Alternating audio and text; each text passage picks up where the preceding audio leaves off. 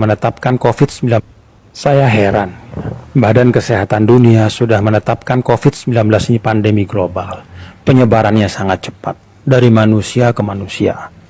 Karena itu berkumpul bahaya, jadi sebab penularan. Pemerintah juga sudah mengeluarkan seruan, himbauan, bahkan larangan berkumpul untuk keselamatan kita semua.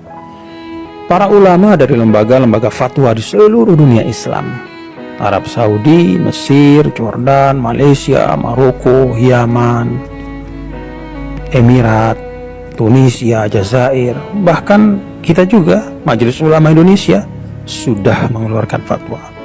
Lebih dari itu, para tokoh umat juga sudah bersuara, meminta untuk kita mentaati seruan pemerintah. Tapi sampai hari ini, masih banyak yang tidak mengindahkan dalil-dalil Al-Quran dan hadis yang disampaikan para ulama, mereka abaikan. Kita ini tidak boleh takut corona, takut itu kepada Allah. Urusan hidup mati itu takdir Allah. Pak, yang memerintahkan kita untuk menghindarkan mudarat itu Allah dan Rasulullah. Dalam Al-Baqarah 195, wala tulqu bi aidikum ila tahlukah, jangan menjatuhkan dirimu ke dalam kebinasaan. Dalam An-Nisa 71, ya ayyuhalladzina amanu khudhu hidrakum, wahai orang beriman, bersiaplah kalian. Jadi kalau bertempur itu ambil senjata, pakai pelindung. Karena itu Nabi maju ke medan tempur itu pakai pedang, perisai, baju besi. Beliau pakai migfar, itu topi baja, untuk melindungi dari musuh. Apakah itu artinya Nabi kurang tawakal, takut kepada manusia, melebihi takut kepada Allah? Kan tidak. Saat hijrah kalau kita lihat, Nabi juga perginya diam-diam, tengah malam, lewat jalan yang tidak biasa, supaya tidak ketahuan orang Quraisy, supaya nggak ketangkap. Apa itu artinya Nabi penakut? Pada saat penyakit menular, kata Nabi, firro minal majzum, firoroka minal asad. Hindari orang yang kena penyakit menular seperti engkau menghindari seekor singa. Jadi menghindarkan diri dari kebinasaan, dari penyakit, berikhtiar menghindar dari wabah, itu adalah perintah agama. Ada lagi yang bilang, tapi kan kita wajib makmurkan masjid, sholat berjamaah di masjid. Pak, dulu ya, saat hujan deras saja, Rasulullah SAW minta panggilan sholat diubah. Shollu fi buyutikum, sholatlah di rumah kalian. Gak usah dulu berjamaah di masjid. Itu karena hujan, khawatir memberatkan, ada lumpur. Apalagi ini wabah yang terbukti di seluruh dunia, itu berpuluh-puluh ribu, sebentar lagi ratusan ribu yang sudah meninggal. Ini tidak hanya urusan lumpur, ini bisa membahayakan nyawa. Ada lagi yang masih ngeyel, tapi sholat Jumat kan gak apa-apa, sekali seminggu, itu kan syiar. Pak, sholat Jumat itu juga boleh ditinggalkan karena uzur syar'i.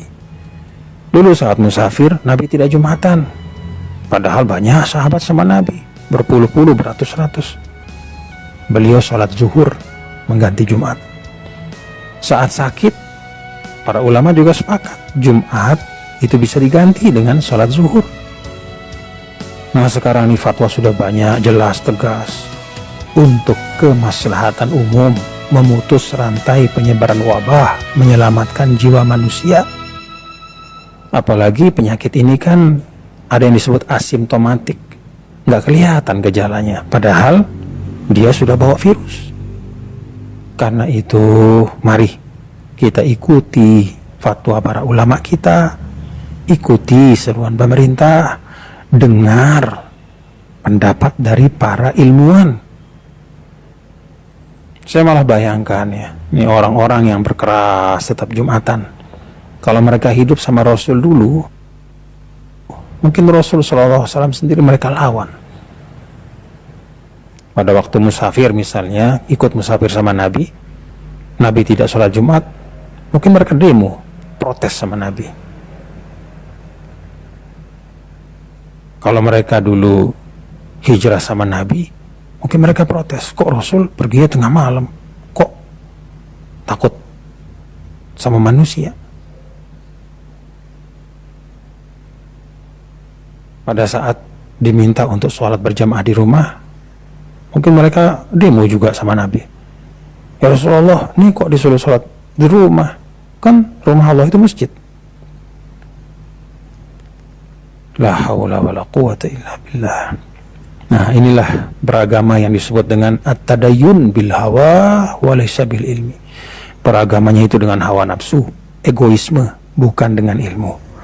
Perasaannya, anggapannya, itu yang dijadikan pedoman, bukan tuntunan Allah dan Rasulnya, bukan arahan para ulama yang merupakan warasatul anbiya, penerus para nabi dan rasul. Saya jadi ingat ayat 103, 104 surah Al-Kahf.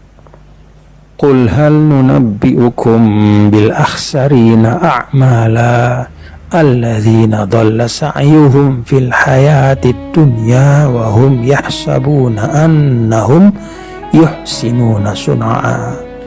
Katakanlah wahai Muhammad, apakah perlu kami beritahu orang-orang yang paling merugi? Itulah orang-orang yang sia-sia perbuatan mereka, padahal mereka menyangka mereka sudah berbuat yang sebaik-baiknya. Kata Imam Tabari, mereka adalah kullu amilin amalan yahsabuhu fihi musiban wa annahu lillahi bifi'lihi dzalika muti'un murdi wa huwa bifi'lihi dzalika lillahi muskhit wa an tariqi ahli al-iman bihi jair. Orang yang beramal dengan amal yang mereka sangka tepat dan dengan itu menjadi orang yang taat dan mendapat ridha Allah, padahal pekerjaannya membuat Allah murka dan jauh dari jalan orang beriman. Mari kita taati fatwa para ulama kita, ikuti seruan pemerintah, simak kata para ilmuwan sebagai ikhtiar. Semoga wabah ini segera berlalu dari tengah-tengah kita.